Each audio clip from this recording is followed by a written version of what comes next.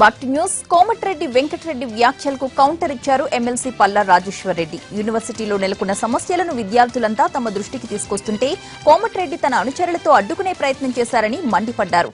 కాంగ్రెస్ హయాంలో విద్యార్థుల సమస్యలపై దృష్టి పెట్టని కోమటిరెడ్డి తాము చేస్తున్న అభివృద్ధికి మాత్రం అడ్డుపడుతున్నారని ధ్వజమెత్తారు పల్లా రాజేశ్వర్ రెడ్డి.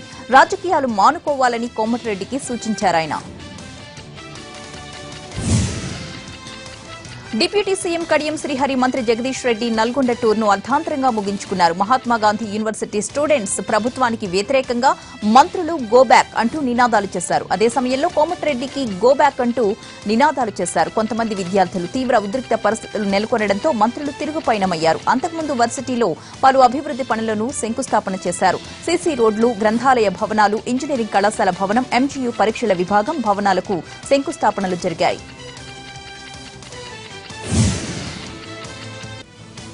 మహిళా బిల్లు ఆమోదం పొందాలని చెబుతూనే ఆ ప్రక్రియ గౌరవప్రదంగా జరగాల్సిన అవసరం ఉందని అభిప్రాయపడ్డారు లోక్సభ స్పీకర్ సుమిత్రా మహాజన్. విజయ పవిత్ర సంగమం సాక్షిగా 3 రోజుల పాటు జరిగిన జాతీయ మహిళా పార్లమెంట్ ఘనంగా ముగిసింది. దలైలామా, బంగ్లాదేశ్ పార్లమెంట్ స్పీకర్ల సమక్షంలో ప్రారంభమైన సదస్సు లోక్సభ స్పీకర్ ప్రసంగంతో ముగిసింది. సదస్సు మొదటి రోజు, చివరి రోజు మహిళా బిల్లు ఆమోదం, దానికి వస్తున్న అడ్డంకులపై ప్రస్తావించారు వక్తలు. సదస్సు ముగింపు సమావేశంలో ఏపీ సీఎం చంద్రబాబు ఈ విషయాన్ని ప్రస్తావిస్తూ లోక్సభ స్పీకర్ చొరవ చూపించాలని కోరారు.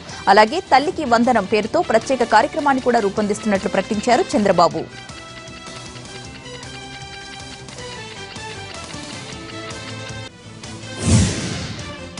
ఈ నెల 15న 104 ఉపగ్రహాలను నింగిలోకి దూసుకువెళ్లనున్న పిఎస్ఎల్వీ ప్రయోగం విజయవంతం కావాలని తిరుచానూరులో విద్యార్థులు ఆకాంక్షించారు. తిరుచానూరులోని శిల్పారామంలో శాస్త్రవేత్తలకు మద్దతు తెలుపుతూ ఫ్లాష్ మాబ్ నిర్వహించారు. 2 గంటల పాటు పలు దేశభక్తి గీతాలకు డాన్సులు వేసి సందర్శకులను అలరించారు.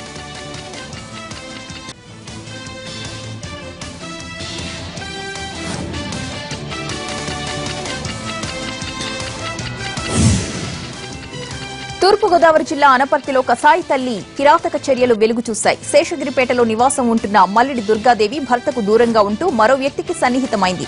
అయితే కొడుకుకు వాతలు పెడుతూ చిత్రహింసలకు గురిచేసింది. బాధిత బాలుడి తలకు, శరీరంలోని పలు అవయవాలకు తీవ్ర గాయాలయ్యాయి. ఈ దాష్టికాన్ని చూడలేని ఇరుగు పొరుగు వారు అనపర్తి పోలీసులకు సమాచారం ఇచ్చారు. నిందితురాలిని అదుపులోకి తీసుకున్న పోలీసులు విచారణ చేపట్టారు.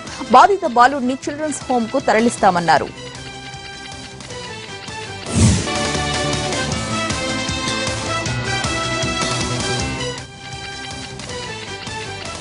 బాక్టి న్యూస్ భారత హోంశాఖ వెబ్సైట్ హ్యాకింగ్ కు గురైంది. ఈ వెబ్సైట్ పనిచేయకపోవడం అనేక అనుమానాలకు తావిస్తోంది. దేశ భద్రతకు సంబంధించి అత్యంత కీలకమైన సమాచారం ఉండే హోంశాఖ వంటి సంస్థల వెబ్సైట్ విషయంలో అనేక జాగ్రత్తలు పాటిస్తోంది కేంద్రం. అయితే నిన్నటి నుంచి వెబ్సైట్ పనిచేయకపోవడంతో ఈ సైట్ ను ఎవరో హ్యాక్ చేసినట్లు గుర్తించారు సైబర్ నిపుణులు. వెబ్సైట్ మెయిన్ పేజ్ కనిపించకపోవడంతో కీలక సమాచారం సైబర్ నేరగాళ్ల చేతుల్లోకి వెళ్లిందన్న అనుమానాలు కూడా కలుగుతున్నాయి.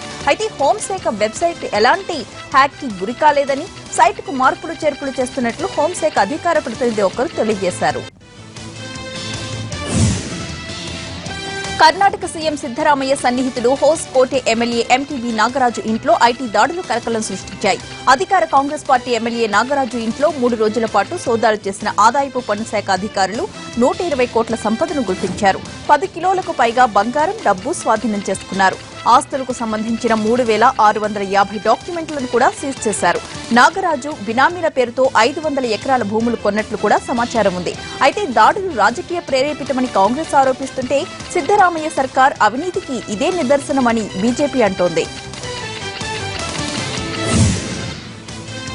2G కేసులో నిందితురాలుగా ఉన్న డీఎంకే నేత కన్నిమొళి విదేశాలకు వెళ్లేందుకు సీబీఐ ప్రత్యేక కోర్టు అనుమతిచ్చింది.